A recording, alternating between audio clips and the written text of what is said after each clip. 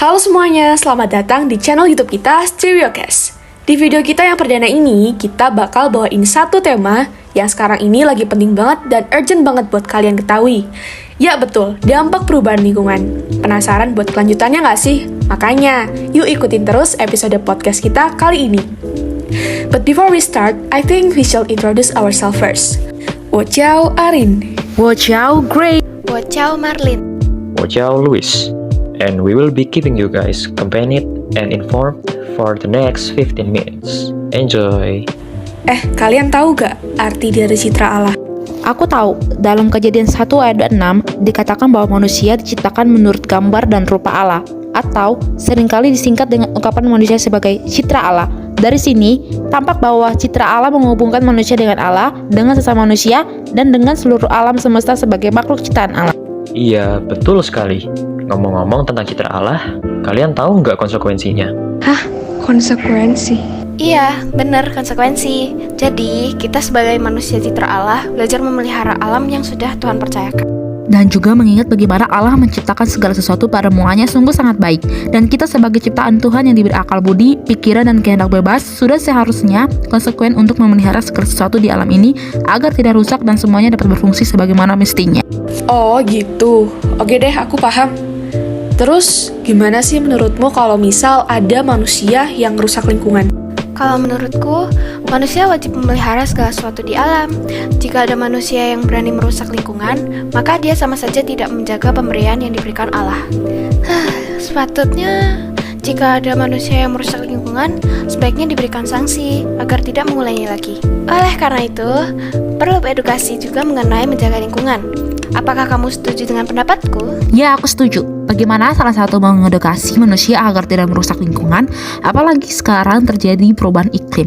Kita semua kan harus siap dan harus tahu cara untuk mencegah dampak perubahan iklim tersebut. Kalau menurut pendapatku, kita bisa belajar melalui membaca buku fiksi, seperti buku yang berjudul Perubahan Iklim dan Kesehatan Masyarakat.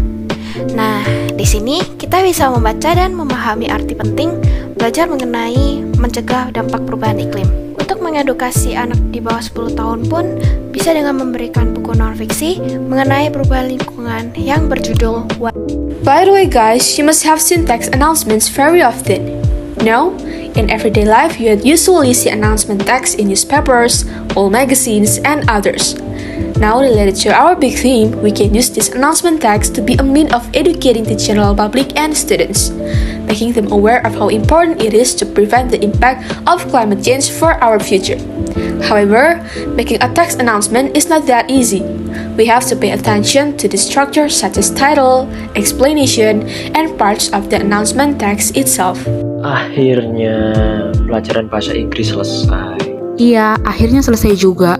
Oh iya, Grace. Besok kan libur. Kamu ada rencana apa untuk liburan? Wah, sepertinya seru. Kamu naik apa ke sana? Halte. Kalau kamu berencana pergi kemana, Louis? Sepertinya akan menyenangkan. Shite. 我要去木堆追夫吉呀，再见，Louis。Zaijian, Grace. Aku baru ingat. Tadi saat pelajaran dijelaskan tentang tema besar planet kita, yaitu mencegah dampak perubahan iklim. Tapi aku masih bingung, maksudnya apa ya? Perubahan iklim sama halnya dengan perubahan lingkungan, Louis. Jadi, kita harus pintar-pintar dalam melihat perubahan di sekitar kita. Betul sekali itu.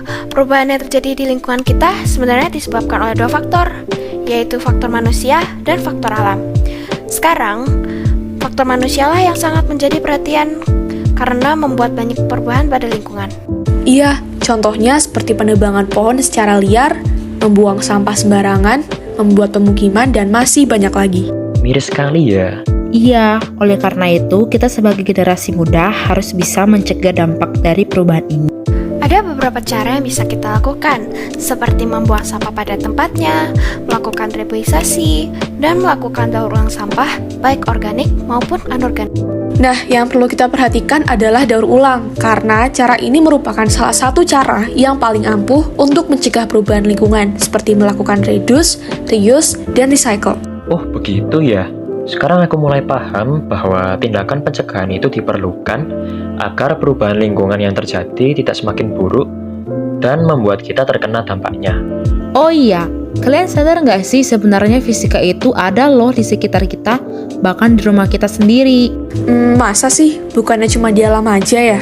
Benar kata Grace, di rumah kita sendiri aja ada.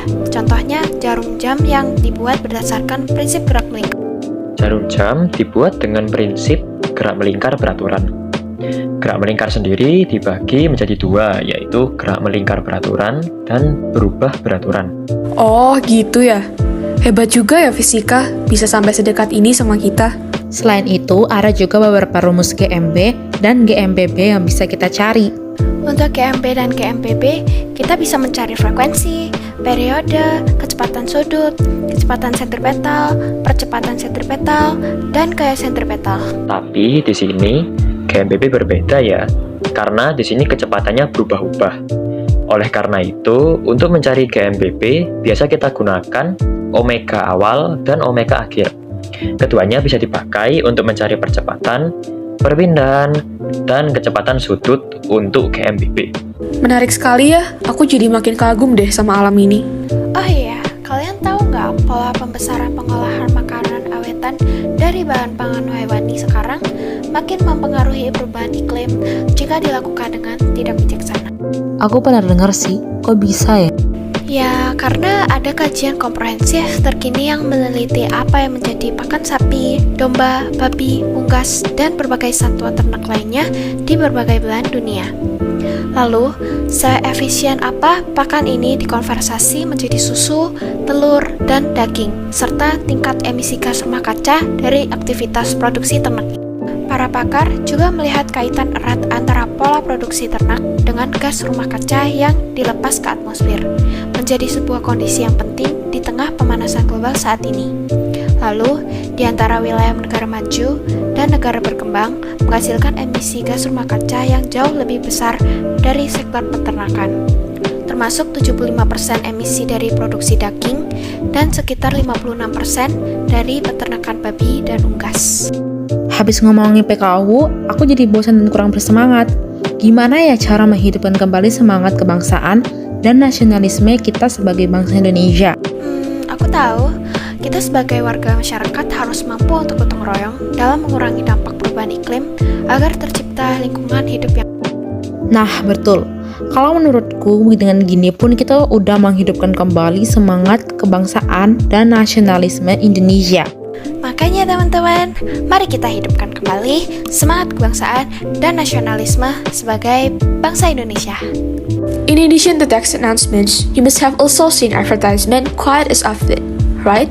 This is because advertisement is also a mainstream method of conveying information to the mass.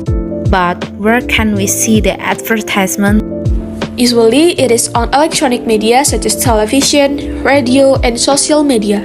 Advertisement also exists on non-electronic media such as newspapers, magazines, tabloids, brochures, posters, pamphlets, billboards, wall magazines, and many others.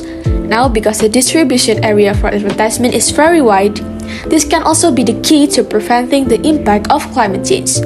You can spread educational information about preventing the impact of climate change through these advertisements. The more people are informed, the better, right? Yeah. But what should we do before making an advertisement? Before anything, we have to pay attention to the structure and linguistic elements of an advertisement so that the ads you make later are indeed effective. For structure, you have to pay more attention to the purpose, the product name, and product users, aka the demographics you're aiming for. And as for the linguistic elements used, you can use language elements that are persuasive, imperative, and informative. And this is for the example. Nah, itu dia guys, bahasan kita seputar mencegah dampak perubahan iklim. Gimana nih? Udah dapat belum ilmu barunya? Semoga informasi yang kita bawain di video yang pertama ini bisa jadi wawasan baru bagi kalian dan bisa kalian terapin di kehidupan sehari-hari ya. Segini dulu video dari kita, tetap semangat, stay healthy, and goodbye.